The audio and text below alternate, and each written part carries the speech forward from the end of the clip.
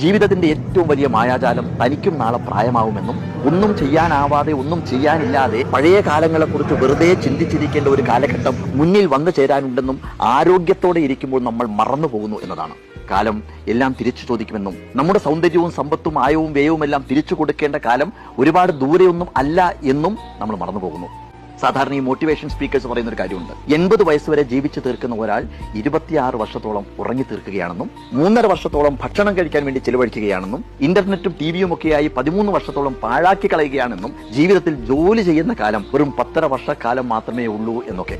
ജീവിതം ഒരു ഞാണിന്മേൽ കളി പോലെയാണ്. എങ്ങനെയാണ് താഴെ വീഴാതെ സമനില കൈവരിക്കേണ്ടത് എന്നറിയുന്നതിനെയാണ് ജീവിതത്തിന്റെ കല എന്ന് പറയുന്നത്. നദി കടലിലേക്ക് ഒഴുകുന്നത് പോലെ ഒരിക്കൽ ഒഴുകി തുടങ്ങിയാൽ നമ്മുടെ ജീവിതത്തിന് കടലിൽ എത്തിച്ചേർന്നേ പറ്റൂ. പോകുന്ന പോക്കിൽ എവിടെയെങ്കിലും വെറുതെ കെട്ടിക്കിടന്ന് മലിനജലമായി മാറണോ, അതോ കുന്നുകളെയും പാറക്കെട്ടുകളെയും ഒക്കെ മറികടന്ന് നിലയ്ക്കാതെ ഒഴുകി കടലിലെത്തി തിരമാലകളായി അടിച്ചു